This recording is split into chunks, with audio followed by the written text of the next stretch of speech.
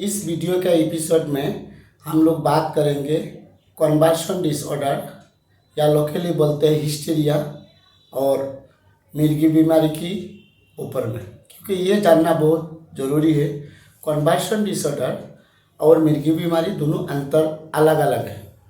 अगर इसका अंतर हम लोग को समझ में नहीं आएगा तो बीमारी का इलाज के लिए परेशानी होगा, डॉक्टर के लिए भी और परिवार के लिए भी। तो ये दोनों दवा में साइकोथेरेपी के साथ साथ दवा का भी इलाज होना बहुत ज़रूरी है, जैसे डॉक्टर साहब ने या हम लोग ने डिस्कस किया पहला वीडियो में। तो चलिए बात करते हैं doctor KM. Singh sir, assistant professor और मनोचिकित्सक। तो टेक्निकली इस तरह से बोल सकते हैं कि असली सीजर या असली मिर्गी और नकली मिर्गी। नकली मिर्गी मतलब कन्वर्शन। अच्छा, ओके। असली और नकल का जो फैसला है ये डॉक्टर अपने क्लिनिकल स्किल से करता है। अगर मुझे अच्छे से इंफॉर्मेशन कोई दे रहा है कि हाँ जब दौरा आया था तो ये चीज हो रहा था, या मेरे पास अगर वीडियो, सबसे अच्छा तरीका है आप बोलने में मत जाइए, इस तरह का जब भी दौरा वीडियो बनाइए, ठीक है, डॉक्टर को दिखाइए, तो वो देख करके ज्यादातर केस में इजीली पता चल जाता है कि कन्वर्जन है या सीजर है। अब इसमें प्रॉब्लम क्या है ना कि अब जब पेशेंट जो है कोई मनोचिकित्सक के पास नहीं जा रहा है, कोई दूसरे डॉक्टर के पास जा रहा है, with all due regard to all other doctors, वो लोग जो है इसको डिफरेंशिएट अक्सर कर नहीं पाते। तो डिफरेंशिएट जब नहीं कर पाते तो क्या करेंगे कि एंटी एपिलेप्टिक यानी मिर्गी का दवाई जो है वो दे देंगे ऐसे मरीज को जिसको एक्चुअली मिर्गी नहीं आ रहा है। इसमें दो तीन तरह का नुकसान है। पहला चीज है कि मिर्गी का जो भी दवाई है खासकर महिलाओं में उनका साइड इफेक्ट ज्यादा होता है, पहला चीज। दूसरा चीज, अगर स्टार्ट कर दिया तो इमीडिएटली बंद भी नहीं कर सकते, धीरे धीरे बंद करना पड़ेगा, है ना।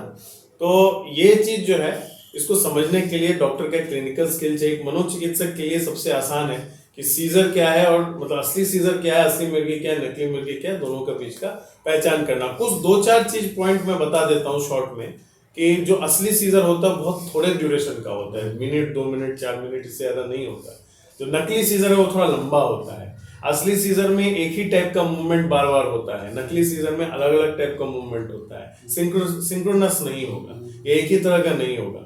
फिर और भी बहुत सारा है, जैसे कई बार जो है, जैसे जो असली सीजर होता है उसमें दौरे के दौरान जो होता है कि जो पेशेंट का स्टूल पास हो जाता है, मल त्याग हो जाता है, मूत्र त्याग हो जाता है, वो सब नकली सीजर में जनरली नहीं होता है, ठीक है। ऐसे ओवरऑल बहुत सारा चीजें उसको कलेक्टिवली देख के हम लोग डिसीजन लेते हैं। उसमें कई बार हमको सिटी स्कैन कराना पड़ता है, ईईजी कराना पड़ता है, वो सब देख के हम लोग एक कंप्लीट फैसला लेते हैं। लेकिन ज्यादातर केस में क्लिनिकली डिस्टिंग्विश करना बहुत मुश्किल नहीं हो। सर, जैसे फैमिली का लोग आके बताते हैं, जब हम लोग पूछते हैं ये कहाँ कहाँ हो रहा है दौरा, तो बोल रहा है नहीं वो घर में ही हो रहा है, या उसके बाद में धीरे धीरे जाके गिर रहे हैं।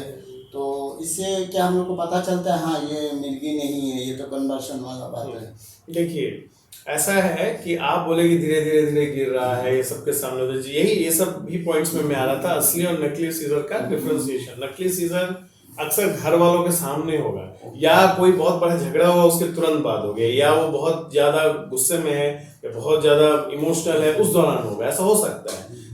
जो असली सीजर है वो कहीं भी कभी भी किसी भी हालत में हो सकता है, सबके सामने भी हो सकता है, अकेले में भी हो सकता है, जगते हुए भी हो सकता है, सोए हुए भी हो सकता है। नकली सीजर ऑब्वियसली सोए हुए तो होगा नहीं। हाँ, तो इस तरह का चीज है। जब हम लोग के पास ऐसा केस आता है कि रात को डीप स्लीप में 1-2 बजे तब भी मिर्गी आ गया, then we are almost sure कि नहीं ये तो असली सीजर है, नकली सीजर सोए हुए हालत में तो नहीं आएगा। ये सारा कुछ पॉइंट्स है, धीरे धीरे गिर रहा है। जो असली सीजर होता है ना उसमें पेशेंट जो है एकदम से गिर जाता है, जैसे हम लोग इसको बोलते हैं पेन है, ऐसे गिर गया सीधा।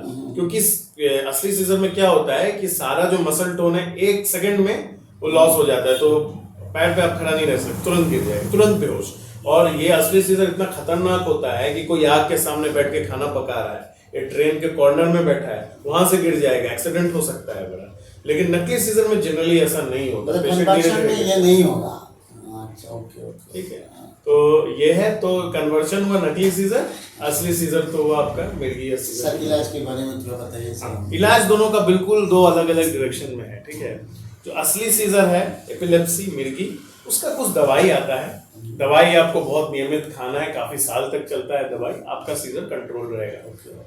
बट जब हम नकली सीजर में आते हैं तो केस टू केस वेरी करता है, पेशेंट का एज क्या है, क्या ट्रॉमा है उसको, क्या स्ट्रेस है, उसको एड्रेस करना पड़ेगा। फॉर एग्जांपल अगर किसी को स्ट्रेस है कि मेरे को बहुत कम उम्र में शादी दे रहे हैं उसकी मर्जी के खिलाफ, पहले तो उसको एड्रेस करना पड़ेगा ना। जब तक आप उसको एड्रेस नहीं करेंगे प्रॉब्लम तो रह ही जाएगा। पर्सनैलिटी डिसऑर्डर है क्या, तो जो नकली सीजर वाला है, कन्वर्जन है, मैं ये टर्म यूज कर रहा हूँ नकली सीजर, उसको कन्वर्जन ही बोलेंगे, ठीक है।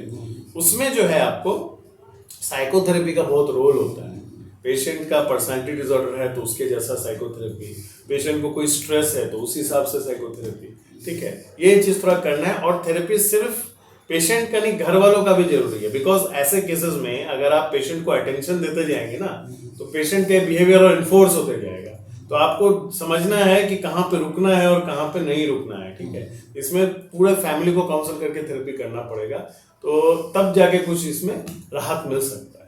तो सर आपका कहना है मतलब दवा के साथ साथ उसको साइकोथेरेपी का भी बिल्कुल, बहुत जरूरी बिल्कुल, है। बिल्कुल। ओके।